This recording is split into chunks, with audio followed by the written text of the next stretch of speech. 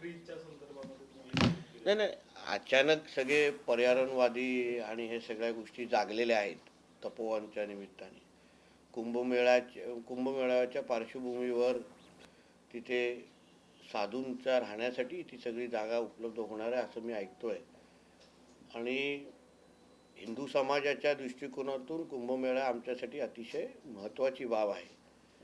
आणि प्रश्न एवढाच मनामध्ये येतो की हे सगळे जे पर्यावरणप्रेमी आहेत, प्राणीप्रेमी आहेत, हे कधी अन्य धर्माच्या एकंदरीत उत्सवाच्या निमित्ताने असे कधीच प्रश्नचिन्ह उपस्थित करत नाहीत. म्हणून मी तो ट्विटमध्ये विचारलं, आपल्या देशामध्ये अगर सर्व धर्म समभाव आहे तर सगळेच प्रश्न, सगळ्यात हरकती, सगळ्यात पर्यावरणावर प्रेम असो, हे सगळं हिंदूंच्या सणाच्या वेळी का येतं, हा साधा प्रश्न मी विचारलेला आहे. कधीतरी मनात प्रश्न येईल ना. कारण की ईदच्या वेळी ज्या मोठ्या प्रमाणामध्ये बकरीचे हे कत्तल होते, त्याच्यानंतर ते सगळं रक्ताचे पाणी सगळीकडे वाहत असतं, असं असंख्य वेळी आपल्याला उदाहरणं किंवा आपल्या मीडियामध्ये पण चालवलं जातं. पण तेव्हा हे पर्यावरणप्रेमी कधीच आवाज उचलताना आम्हाला दिसत नाही, कधीच बोलताना दिसत नाही की व्हर्च्युअल बकरी ईद करा, असं कधीच ऐकत नाही आम्ही. मग एका धर्माला एक न्याय आणि दुसऱ्या धर्माला दुसरा न्याय, हा कशाला, हा प्रश्न ह्या निमित्ताने मी फक्त ट्विटच्या निमित्ताने विचारलाय. का नाही जा. आता जसं झाडाला मिठी मारताय, चांगली गोष्ट आहे, झाडं जगली पाहिजे पर्यावरणाच्या दृष्टिकोनातून, बरोबर मुद्दा आहे.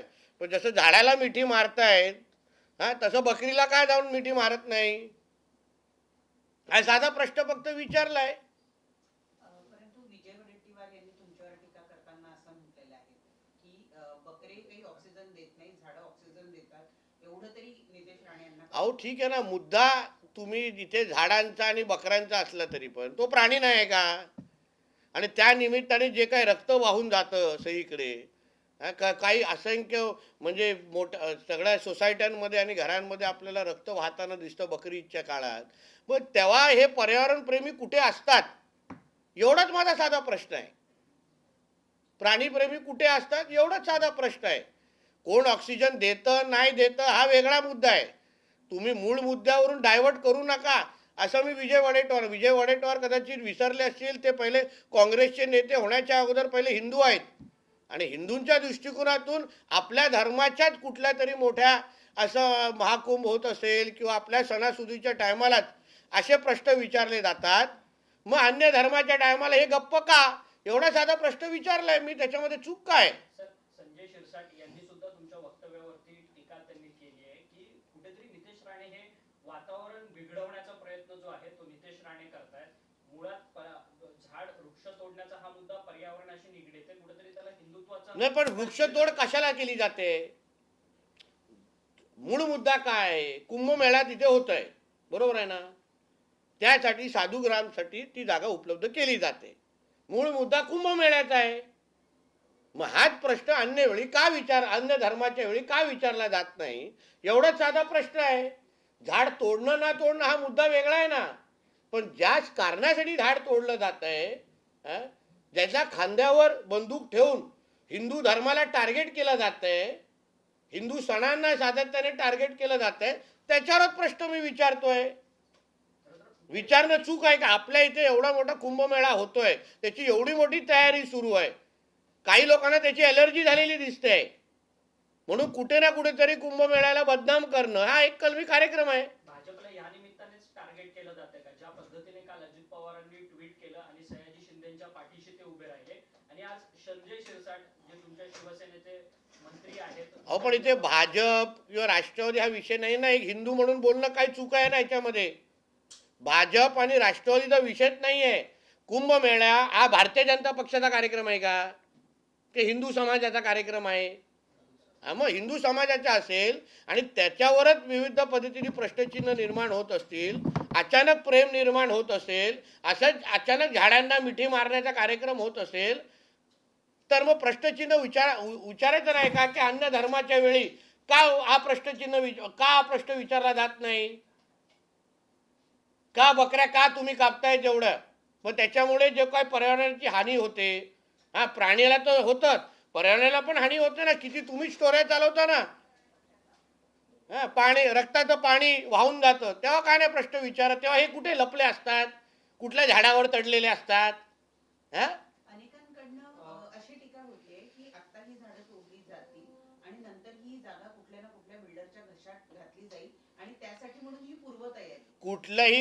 कुठल्याही परिस्थितीमध्ये हिंदू समाजासाठी होणारा एवढा मोठा कार्यक्रम त्याला बदनाम करायचं, हा एक कलमी कार्यक्रम. परंतु संजय शिरसाट कुठलाच नाही, हिंदू समाजासाठी होणारा तो कुंभमेळा आहे. आता कुठे तो बिल्डरांना जागा देणं, कुठे काय देणं.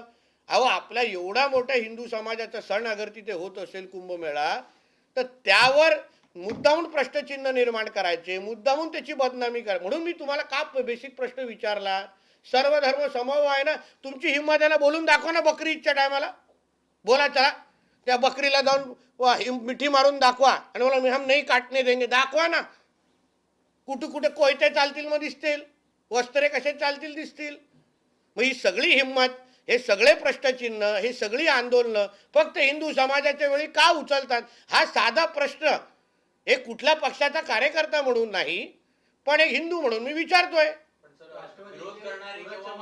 तेव्हाच तिथे का प्रश्न का विचारला जात नाही की बकरी ईदच्या टायमाला तुम्ही बकरी, एक तरी तुम्ही स्टोरी कधी चालवतात का. हे सगळे जे आहेत मिठ्या मारणारे जे लोक आहेत त्यांच्या नाही चालू शकत. तुम्ही एवढी हिंमतच करत नाही.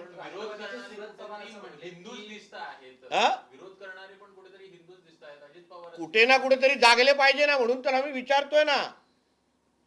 कधी कुठल्याही मुस्लिम समाजाच्या व्यक्ती, ख्रिश्चन समाजाच्या व्यक्ती आपल्या धर्मावर कधीच प्रश्न उच्चारताना दिसत नाही तुम्हाला. आमचेच असतात. कधीच विचार तुम्ही कधी दिसलाय का कुठल्याही मुस्लिम समाजाच्या व्यक्तीने आपल्याच धर्मावर, आपल्याच सणासुदीवर प्रश्नचिन्ह विचारला असं दिसतं का. आता हज यात्रा जाते, त्याच्यावर कधी कुठल्याही मुस्लिम समाजाला मुस्लिम समाजाच्या व्यक्तीला टीका करताना दिसलंय का तुम्हाला. पण आमच्या अमरनाथ यात्रावर निघणारे, आमचे कुंभमेळ्यावर प्रश्न उचलणारे तुम्हाला हे असे हिंदू दिसतील तुम्हाला, चायनीज मॉडेल. राष्ट्रवादीचे सूरज चव्हाण असे म्हणतात की वातावरण बदल होतोय आणि त्याच अशा वेळेला तुम्ही या सगळ्या गोष्टींना धार्मिक रंग देऊ नये.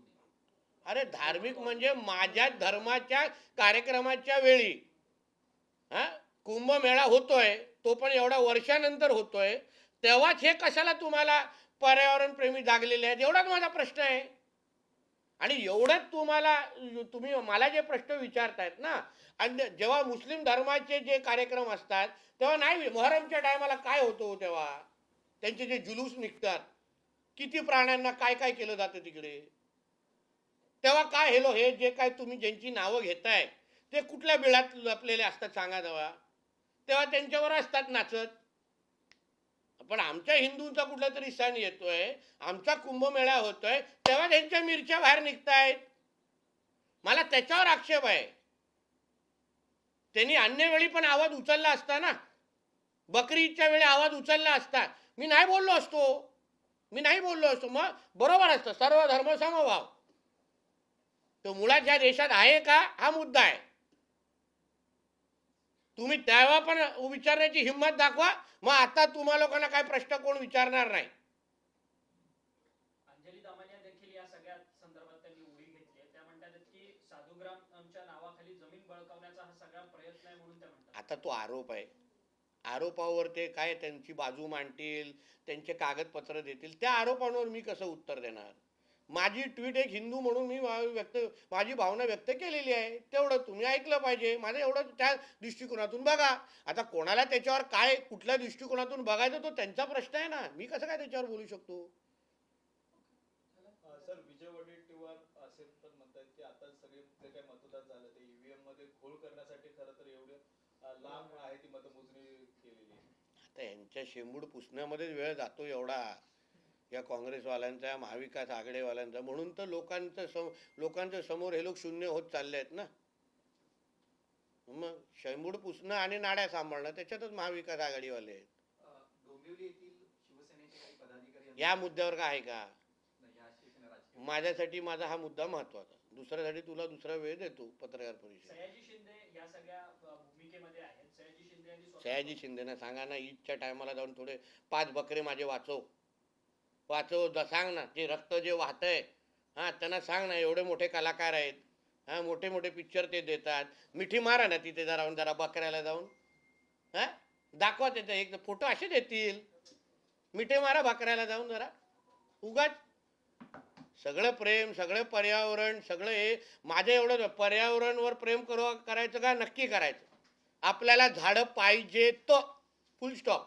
पण तेच प्रेम त्याच्या टायमाला दाखवा, बकरीच्या टायमाला दाखवा, मला काही प्रॉब्लेम नाही. ईदच्या टायमाला दाखवा, दुसऱ्या टायमाला काही प्रॉब्लेम नाही. मग आता तपोवनातली जी वृक्षतोड होते त्याला एकंदरीतच तुमचा विरोधच आहे, कारण ती की ज्या कारणासाठी होते ते कुंभमेळाचं त्याच्यात कारण आहे. आणि त्याच्यामध्ये फार विचारपूर्वक जी कुंभमेळाची कमिटी आहे, जे काही लोक निर्णय घेत, त्या लोकांनी फार विचारपूर्वक त्या गोष्टी केलेल्या आहेत. हं? आणि म्हणून कुठल्याही परिस्थितीमध्ये कुंभमेळ्याला बदनाम करायचं हा एक कलमी कार्यक्रम. कधी कोण आता जेव्हा उत्तर प्रदेशला होत होतं तेव्हा पाण्याबद्दल काहीतरी चुकीचं बोलायचं, हा पाण्याला खाज येते, या येते त्या. आता इथे कुंभमेळ्याला येते, इथे झाडाबद्दल. म्हणजे कुठल्याही परिस्थितीत. कधी हजवर बोलताना दिसतात? हिंमत आहे तुमची? परत घरी जाणार नाही.